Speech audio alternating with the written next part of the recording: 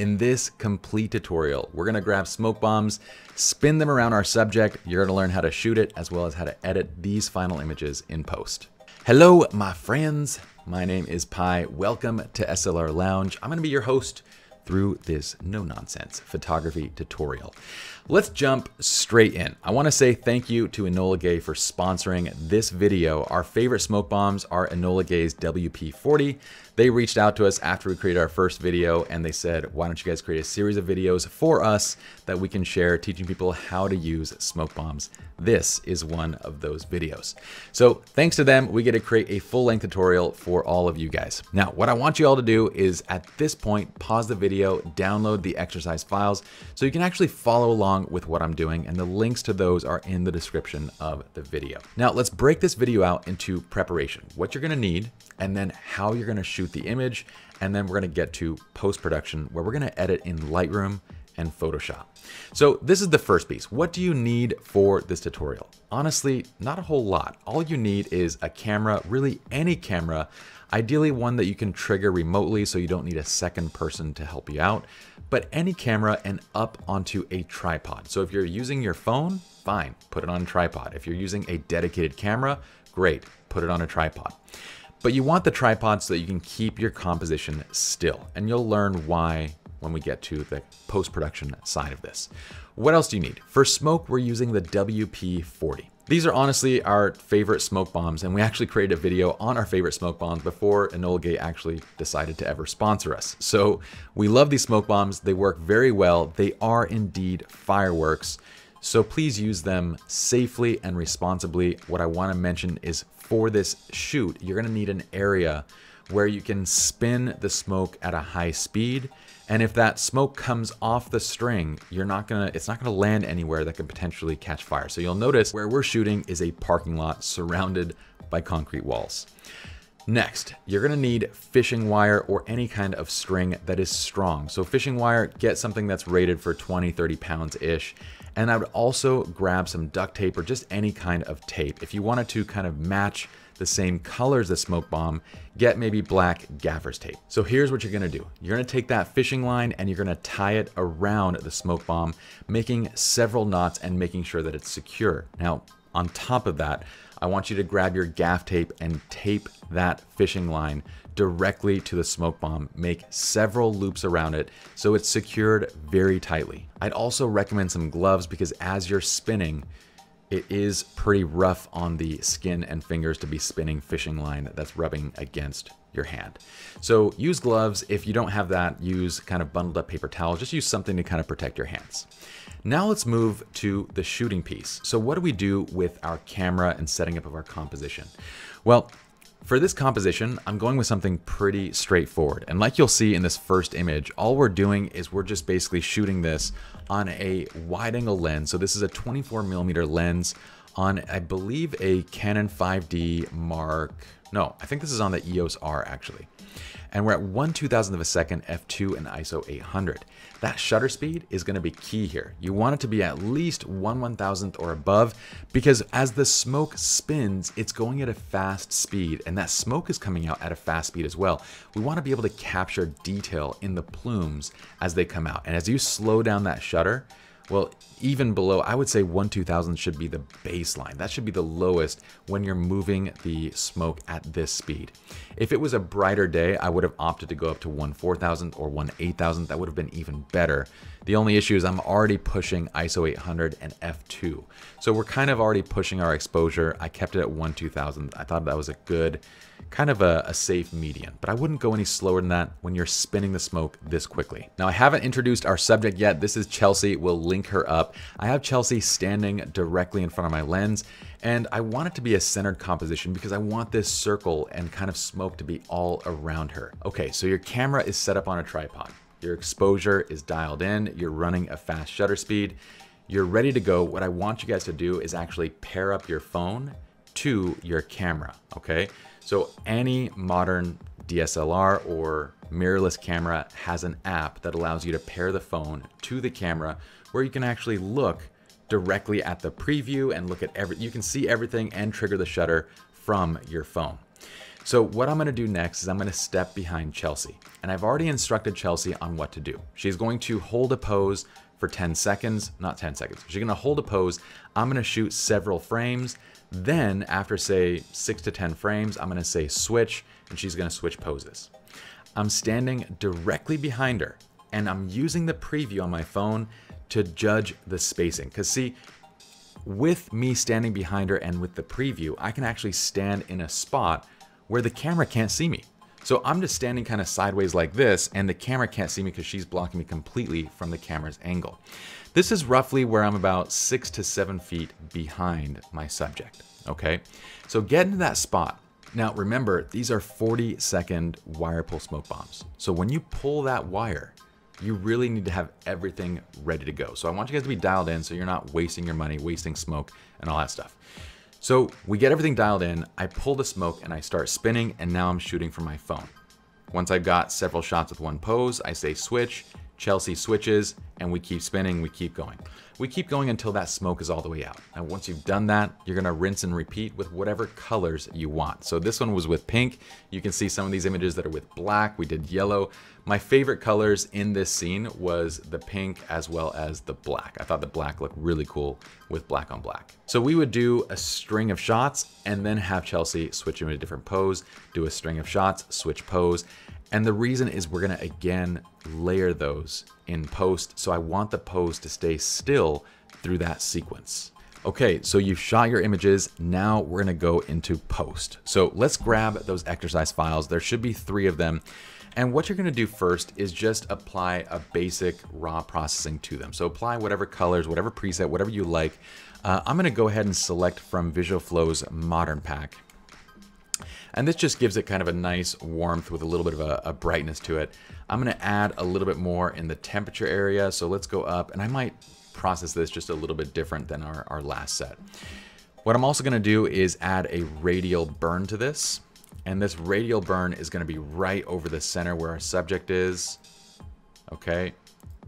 And I'm gonna hold down Alt or Option, and all this is doing is adding a radial filter with a negative 0.5 burn, and I'm gonna pull that down just a bit to like negative 0.8-ish. Okay, we're gonna add a little bit more contrast to the image. And I'm gonna press J just to bring up my highlight and clipping alert as well, so I can kind of see what's going on in the shadows and everything. I might even add profile correction to this just to kind of fix the outside edges of this. And this is actually looking pretty nice. I like it right here. I'm gonna add a little bit more greens in the shot because the skin tones are taking on a bit of the pinks. And this is good. Okay, so we get this baseline kind of color dialed in, right? This is the important part about shooting this on a tripod. So first thing we're gonna do is select the other 2 images in this set and press Control-Shift-S. So remember, you have 3 exercise files. All they are is just image 1, 2, 3 with the smoke spinning around. You'll notice here that the pose changes, but that's okay. We're going to grab all 3 of these. We're gonna synchronize it first. So make sure when you select them, make sure that the most selected image, I always make fun of Adobe for this naming.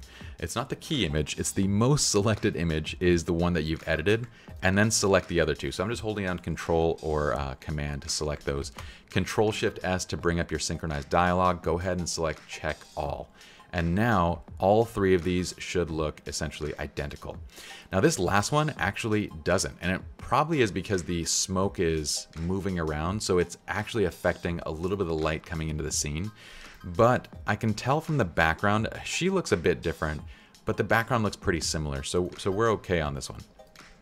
Okay, select all 3 of these images, and then right-click, go Edit in, and open as layers in Photoshop.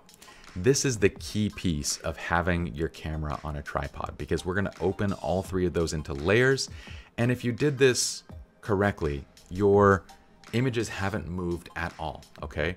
That makes this process very simple. Once the file is loaded, what we're gonna do is select all the layers. You can do that by pressing Shift and then selecting all 3 layers. Then let's go ahead and do full screen too while we're here. Just press F to go full screen, and then go Edit. What we're gonna do is go down to Auto Align Layers and click Auto for the projection and let it do its thing. The camera's on a tripod, so the adjustments that it's going to make are very, very minor, a few pixels here and there. But this is going to automatically align all the layers, and it's going to make it so as we begin the masking process, it'll be flawless. Now, what I like to do is I like to put the layer on top that has the expression, and I'm just going to label this expression so we know. I like to make this the top side layer. Now, what I'm going to do next is I'm going to add one of these layers to the top. And again, this is a simple compositing technique. I'm going to just use my mouse. It's that easy when you're doing this kind of stuff to just use a mouse. You don't even need to bust out your Wacom tablet, okay? So now what we're going to do is add a mask to this. So I'm going to add a black mask by holding down Alt or Option, and then we're going to simply paint white to reveal the underlying layer. Okay, now we've essentially synced up one circle to the next circle, and then we're going to do the same thing here. Okay, we have this circle, right? So add that black mask, and then sync up this circle here. That's it. Now, if you want to refine this, you totally can, but that already looks pretty good as is. And you can refine to your heart's content, but I want to keep that very simple, very straightforward right there. So now you have the kind of evolving circle around her. Now, what do we do with all the other junk in the frame? So this is my favorite thing here. If you know this going into the shoot, right, then you can kind of make these decisions on the fly. Like, I know in Photoshop, it would be very easy for me to take care of this section of the white wall. So I'm not worried about that being in here, because once I get into Photoshop, I know I can just select that, press Shift Backspace, and go Content Aware, press OK. Okay, now it's going to automatically add in smoke. It did a pretty good job down here, but it messed up just a bit. Let's see if we can get it to fix this bottom space, okay? And if not, we can do it manually. It did a little bit better, but let's keep going, and then we'll come back and fix that side. So what I did before this, by the way, was I pressed Alt-Control-Shift-E or Option-Command-Shift-E to merge everything to a new layer, because you don't want to be making these selections over the Let's delete this. If you make that selection over this layer, it's not going to work because that layer is masked, right? So Alt-Control-Shift-E to select that layer. And we can literally be using the box selection tool at this point. Okay, and then go ahead and do Content Aware. We're going to go to this side, do the same thing. Content Aware. Okay, and then we're going to start just doing a little bit of repair. So let's do the lines first, and then we'll cover that concrete space. So I'm going to select this, and again, just keep going through doing Content Aware. And Photoshop does such a good job of this now. Makes life so easy. So look at this. Look how easy this becomes. Okay. Now, if you get a little mess up like this, sometimes an easier thing is just to press Shift J, go to the patch tool, or cycle until you get to the patch tool, and just pull it over a little bit. So for this piece, all I'm going to do here is just press S to bring up my clone stamp. I'm going to sample by holding down Alt or Option and clicking right next to it. And then we're just going to paint this part of the wall in here. Now, because we're using a smoke texture, it's pretty easy to kind of get that smoke to look, you know, like smoke, like kind of haphazard and the way it should be. I'm going to do the same thing on this side. Okay. If there's a little bit left over, you can grab that one. And whatever areas like you feel like are unconvincing. So for example, this area right here kind of looks to me as if we've cloned it. It looks kind of odd in the texturing. So what I'll do is I'll just go grab a different area of texture and just drop it right in, okay? So this is using, again, the patch tool to just kind of grab different areas of texture. I can use the patch tool, clean up any other things here. All right. Okay, now, what do you do about the line that goes directly over the body? It's pretty faint, so you could make the choice of just leaving it there, right?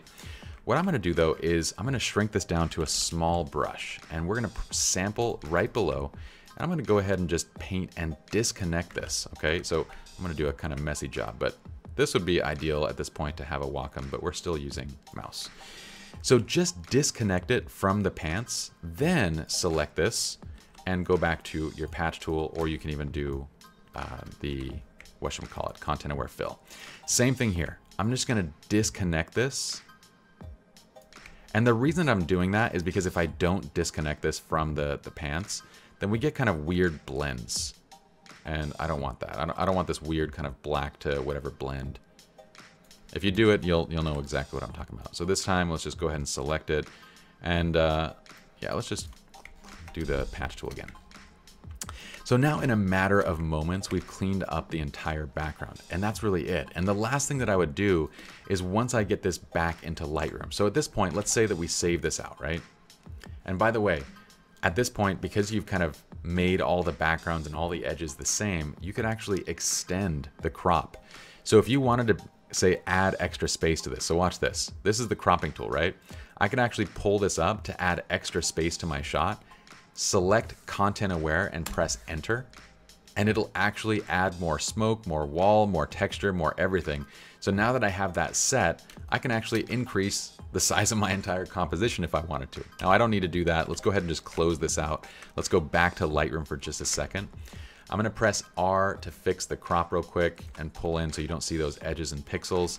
I'm also gonna pull up because I don't wanna see anything at her knees. I actually wanna crop right at that taper point that kind of drops in. And the only thing that I would do from here is just maybe burn a little bit more, kind of on the top side. So on this top going down, I'd kind of burn a little bit. If you wanted to fill that space with more texture, you totally can as well. And just do any little bits of final kind of dodging and burning. So I'm gonna add one more piece to the outside. Okay, pull this one in a little bit. And that's really it. We've gotten to our final image. So here's what my final looks like, and I think I went a little bit more poppy when I did my edit. This is what it looked like with pink, and this is what it looked like with black. Okay, so this is our black. I think I like the black actually more. I love the way that everything kind of blends in on the black side, although I love the pose that she did on the pink one too. So that's the spinning smoke shot, from prep to the shoot itself to how to edit. I hope you guys enjoyed this tutorial. You can find links to not only the WP-40, but all the gear that we used in the description of this video. That's it for me. If you guys like the video, please subscribe to the channel, comment below the video, let me know what you guys think, and I'll see you guys back here, same time, same place next week. Peace.